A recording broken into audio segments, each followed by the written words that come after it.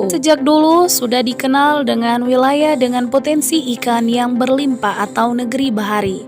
Laut Maluku kaya akan beragam jenis ikan. Salah satu yang menjadi primadona adalah jenis ikan tongkol atau dengan bahasa lokal disebut ikan komu.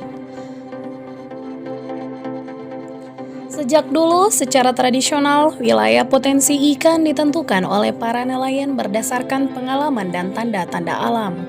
Tanda-tanda alam tersebut berupa perairan dengan banyak buih atau riak di permukaannya, dan adanya burung-burung yang terbang rendah di atas perairan. Cara tradisional ini dapat ditemukan di Pulau Saparua. Di sana terdapat dua negeri, yakni negeri Siri-Sori Islam dan negeri Haria, yang sejak dulu telah menjalankan tradisi menjaring ikan komu dengan menggunakan perahu atau arumbai.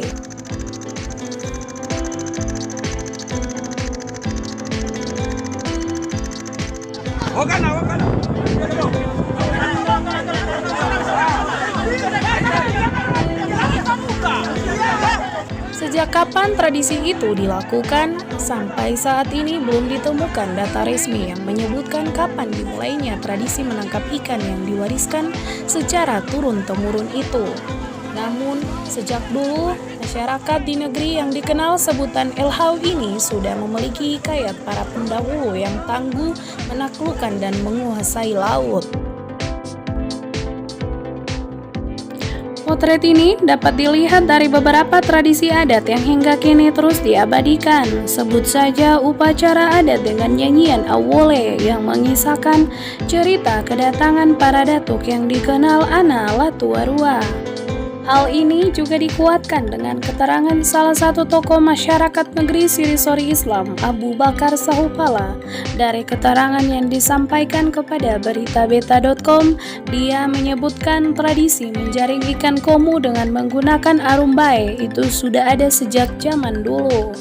Meskipun secara pasti tidak ada data yang bisa merincinya, namun Abu Bakar menyebut tren menjaring ikan komu itu sudah ada sejak tahun 1950. Saat itu, di negeri Siri-Sori Islam telah ada sekitar 7 arumbai milik beberapa keluarga yang beroperasi melakukan penangkapan ikan dengan teknik menjaring. Arumbai itu dikelola oleh keluarga Pelupesi atau oleh warga lokal disebut arumbai dengan nama Ahdar. Kemudian arumbai Tuhepali, arumbai Bunga Tanjong, arumbai Kekelisa, arumbai Sanakio Hau Malaka, arumbai Saimima Delayan, dan arumbai Saimima Tete Haji Ate.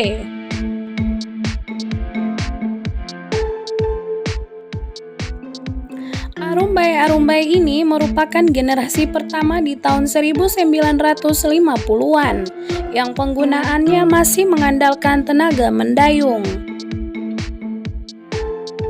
Abu Bakar mengaku tidak tahu persis soal asal-muasal lahirnya arumbai itu. Namun dia memperkirakan tradisi menangkap ikan dengan cara menjaring itu sudah ada sejak zaman penjajahan. Sebab bisa saja praktek itu diajarkan oleh penjajah Jepang. Biasanya kegiatan mencari ikan terjadi di bulan Mei sampai Juni. Bulan-bulan ini merupakan musim panen ikan, apalagi jenis komu.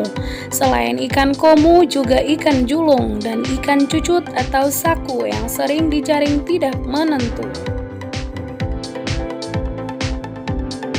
Oleh warga Siri-Sori Islam, tradisi menjaring ikan biasanya dilakukan dengan mempersiapkan jaring, di mana mata-mata jaring diperiksa dan dirawat terlebih dulu oleh pemiliknya. Selain jaring, bodi arumbai juga dipersiapkan agar tidak terjadi kebocoran. Di saat musim telah tiba, pemilik usaha arumbai kemudian melibatkan warga untuk menjaring ikan.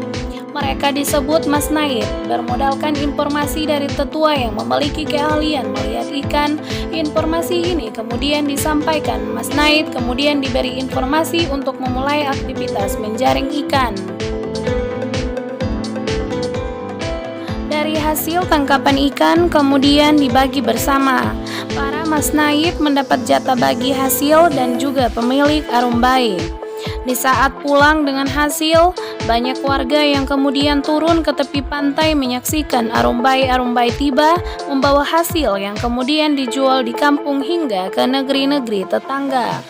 Tradisi menjaring ikan dengan arumbai ini diketahui saat ini mulai digeluti juga beberapa nelayan di negeri tetangga seperti Tuhaha.